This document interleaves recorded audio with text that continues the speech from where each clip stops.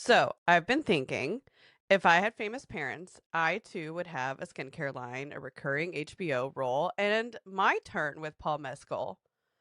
But unfortunately, the only thing I got was a dad who wrote me out of his will. So here I am, raw dogging capitalism, starting a podcast, struggling to get 1,000 views on TikTok. So what are we talking about today? Talking about Nepo babies, the sweet, shiny faces of unearned opportunity. You know, the ones that give interviews like, I earned it. I worked really hard to get here, but then they call Steven Spielberg, Uncle Steve. So buckle up. We're unpacking nepotism, why the public rages every time they find out that someone has a famous dad, and why we all secretly want to be them. Because I want my struggling phase to include a fully furnished guest house and a Vogue cover by 19.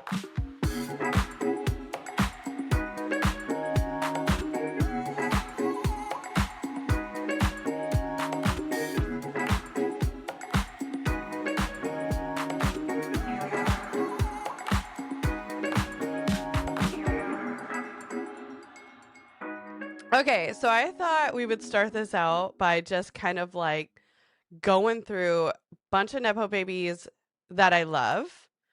The Nepo babies that I think, like, you know what, you deserve it. Let's go. Let's be here. I think that you did get a foot in the door, but I think that you've earned it because you're super talented. Miley Cyrus, her dad's a one-hit wonder.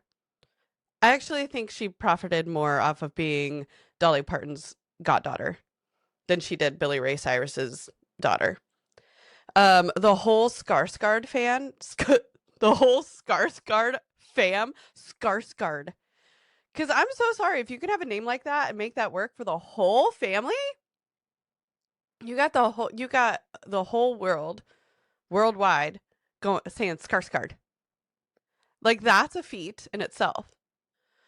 I like Jack Quaid. I think he's cute. I don't like his dad. I like his mom, Meg Ryan. He's cute. Laura Dern. You know who one of my favorites is? And I'm so sorry I'm not going to say his name right, but that's okay. Domhnall Gleeson? Yeah, the little redhead from About Time. You know the little movie where he can go into the closet and comes out and yeah, I like that. Dan Levy. I love Dan Levy. Yeah. Carrie Fisher, Jane Fonda, Margaret Qualley. I love Tracy Ellis Ross, but you can't have a mom like Diana Ross and like not be iconic. That's just kind of that's in your DNA. Um, Taylor Dearden, have you been watching The Pit on I believe Prime? Don't quote me. Um, I just found this out that one of the actors on there is Bryan Cranston's daughter, Hannah Einbinder. I just found out that she's a Nepo baby. Literally like 2 months ago. Her mom's like an SNL, OG, an SNL legend. Here are the Nepo babies I don't like. I think we're all going to agree with this. Chet Hanks, get out of here. Get off my screen. Sarah Huckabee Sanders, governor of Arkansas. What the fuck? You know what she's accomplished? Ending child labor laws. That shit's sad as fuck. Charlie Sheen, what do you used to say? Tiger Juice? Charlie Sheen. Oh, you know who's the biggest Nepo baby that I do not fuck with? King Charles. I don't fuck with King Charles. Um, Kim Jong Un. Harley Quinn Smith. I can't get with it. I can't get with it. Apple Martin. I see a mean girl. I recognize a mean girl. I clocked the mean girl. Elon Musk. All of the Trump kids. All of them. The Kardashian Jenners. I don't care anymore. I don't care. George Bush. And my least favorite Nepo baby, Meghan McCain. Let's go. I just ratted them off. I'd like to tell the story though of a Nepo baby that I don't think maybe some of you haven't heard yet, but Tatum O'Neal, who was the daughter of Ryan O'Neal, So I don't know if you guys watched the movie Paper Moon. It was, big at the Oscars, big movie of the time, but it starred Tatum O'Neal and her dad, Ryan O'Neal. Tatum got nominated for an Academy Award. Her dad didn't. So he made his daughter go alone. She's a child, by the way. Her dad was so pissed that she was nominated and not him. He fully skipped the Oscars, made her go alone. She was the youngest person to win an Academy Award. Yeah, accepted that shit by herself, no one in the crowd for her. And then after this, they ceased to have a relationship because and didn't see each other until her stepmom, Farrah Fawcett's funeral, where he did not recognize his daughter and hit on her. Disgusting. Moving on. That's nepotism and a little incest. Yuck. We've got everything on Sorry I'm a Bitch. I want to talk about an underrated Nepo baby that I really like, and that is Riley Keough. So Lisa Marie Presley was writing her memoir and died during it, and Riley took it over. I read it. It's very good. I think Riley did a really outstanding job finishing it. I couldn't imagine. But I think everybody knows her from Daisy Jones and the Six. By the way, this is Lisa Marie Presley's daughter and Elvis's granddaughter for y'all who don't know. Yeah, I think a lot of people know her from Daisy Jones and the Six, and I say watch Zola. If you want to see her range, watch Zola. Does everyone remember when that whole Twitter thing was going on? The Zola Twitter? You had to be there. You just had to be there. And if you weren't there, watch the movie. Another underrated Nepo baby is Ray Nicholson, Jack Nicholson's son. I just watched him in Borderline. Stellar. He's so good. He's so good. He looks just like his dad. He's got the facial expressions, but I think we're going to see him being pretty big coming up. Now I want to talk about a Nepo baby in denial, and that's Anderson Cooper. I did read all of your books, Anderson. I think you did a great job. I do think you had a ghostwriter. I think you did. But whatever. So this is the son of Gloria Vanderbilt. I think most people probably know Anderson Cooper, but he famously said that he's not a Nepo baby because he doesn't work in fashion.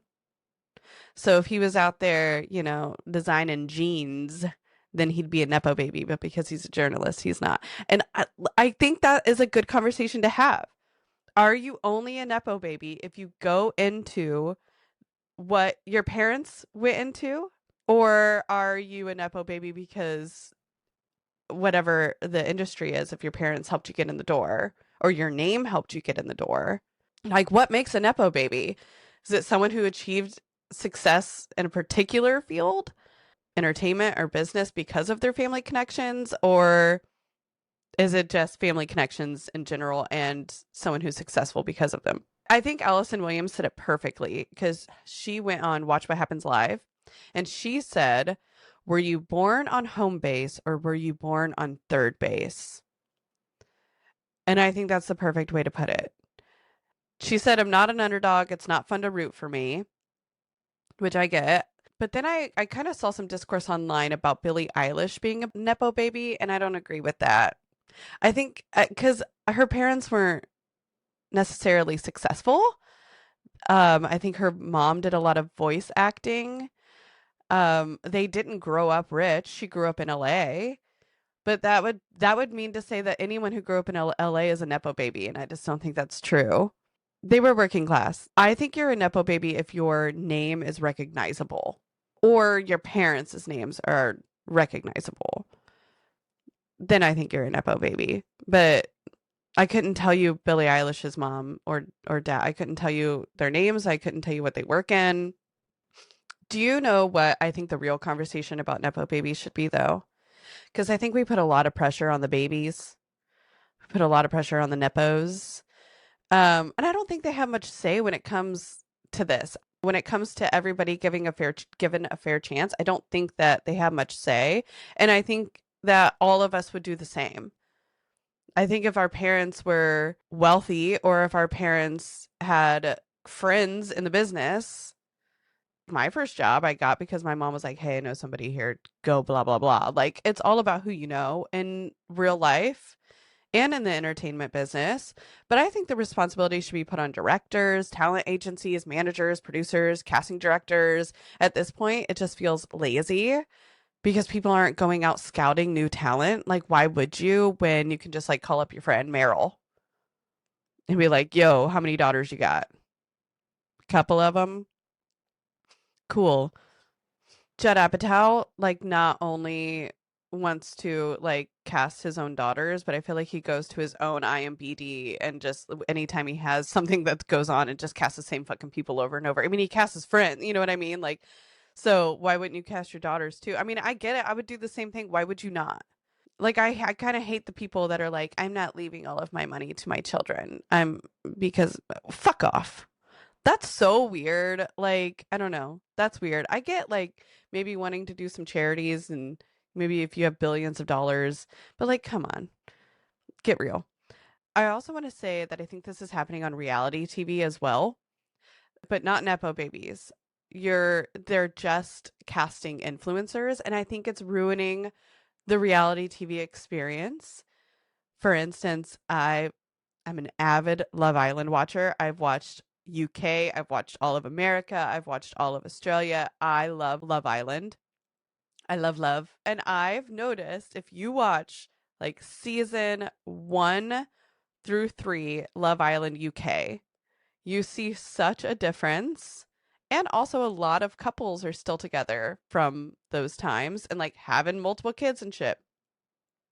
Whereas now, I think that they're just going on and getting influencers. And that's why this latest season, we're seeing people go, oh, they just want the 100,000. They just want the 100,000. And I'm like, well, yeah, they're influencers. They're not there like trying to actually find somebody. So their goal is to win.